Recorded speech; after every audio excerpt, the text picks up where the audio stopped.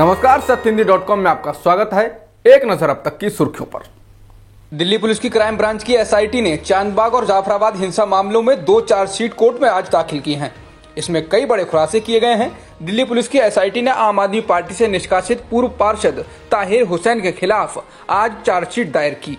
Police ने ताहिर हुसैन को चांदबाग हिंसा मामले का मास्टरमाइंड बताया है। चार्जशीट में उमर खालिद का नाम भी डाला गया है, मगर उन्हें चांदबाग हिंसा मामले में अभी आरोपी नहीं बनाया गया है। दिल्ली में आखिरकार बीजेपी ने मनोज तिवारी को प्रदेश अध्यक्ष पद से हटा दिया है। उनकी जगह उत्तरी दिल्ली नगर निगम के महापौर रहे आदेश कुमार गुप्ता को प्रदेश अध्यक्ष बनाया गया है। फरवरी में हुए दिल्ली विधानसभा चुनाव में बीजेपी की करारी हार के बाद से ही इस बात की अटकलें लगाई जा रही थी कि तिवारी को आलाकमान कभी भी पद से हटा सकता है।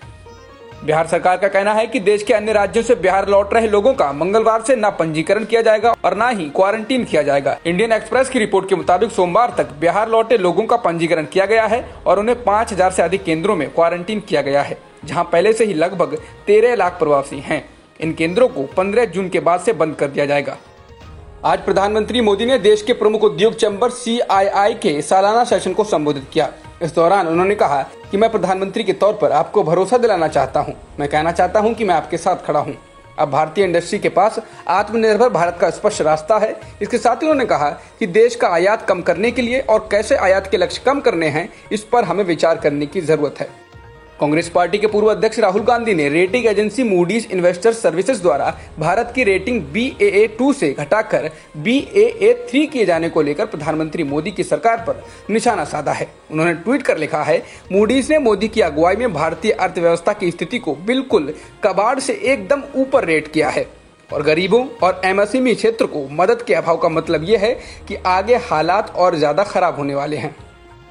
सुप्रीम कोर्ट ने मंगलवार को संविधान में इंडिया की जगह भारत शब्द का प्रयोग करने को लेकर दायर याचिका को स्थगित कर दिया है। कोर्ट ने इसकी सुनवाई के लिए अगली तारीख भी नहीं दी है। मुख्य न्यायाधीश एसए बोबडे इस मामले पर सुनवाई करने वाले थे, लेकिन उनके अवकाश पर रहने के कारण मामले को स्थगित कर दिया है। सुप्रीम कोर्ट में दायर इस याचिका में कहा गया है कि संविधान के पहले अनुच्छेद में लिखा है कि इंडिया यानी भारत। ऐसे में ये प्रश्न उठता है कि जब देश एक है तो उसके 2 नाम क्यों हैं? एक ही नाम का प्रयोग क्यों नहीं किया जाता? याचिकाकर्ता का कहना है कि इंडिया शब्द से गुलामी झलकती है और ये भारत की गुलामी का निशान है, इसलिए इस शब्द की जगह भारत या हिंदुस्तान का इस्तेमाल होना चाहिए। भारत में बीते 24 घंटों में 8171 नए मामले सामने आए हैं, जबकि 204 लोगों की मौत हुई है, जिससे देश में अब तक संक्रमित होने वालों की संख्या 1,98,706 हो गई है, जिनमें से 95,526 लोग ठीक होकर घर जा चुके हैं और 5,598 लोगों की मौत हो चुकी है। फिलहाल देश में 97,581 सक्रिय मामले हैं।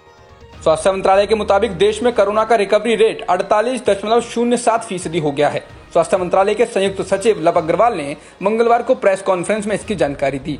वहीं देश में टेस्टिंग की सुविधा बढ़ाई गई है। देश में हर दिन 1,20,000 से ज्यादा टेस्टिंग हो रही है।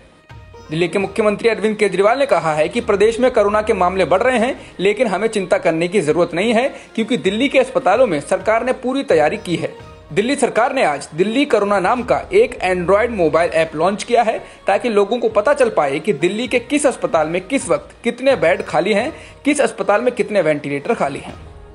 झारखंड सरकार ने अनलॉक 1 के लिए अपनी गाइडलाइंस जारी कर दी हैं। बाजार की अधिकतर दुकानें मंगलवार से खोल दी गई हैं, लेकिन धार्मिक स्थानों, मॉल और सैलून को खोलने पर लगे प्रतिबंध बरकरार रखे गए हैं।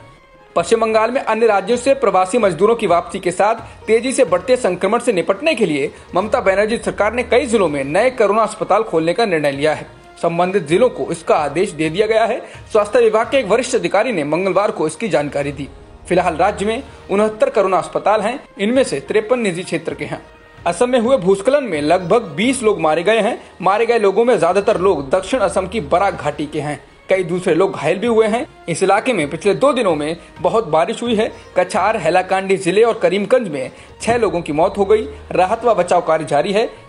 अमेरिकी डेमोक्रेटिक राष्ट्रपति पद के उम्मीदवार जो बाइडेन ने प्रदर्शनकारियों के दमन को लेकर कड़ी निंदा की है। उन्होंने कहा है कि ट्रंप अमेरिकी लोगों के खिलाफ ही अमेरिकी सेना का इस्तेमाल कर रहे हैं। बाइडेन ने कहा कि ट्रंप ने एक फोटो के लिए प्रदर्शनकारियों पर आंसू गैस के गोले छुड़वाए, रबर बुलेट चलवाई। बाइडेन ने ट्रंप को आने वाले चुनाव में हराने का आह्वान किया।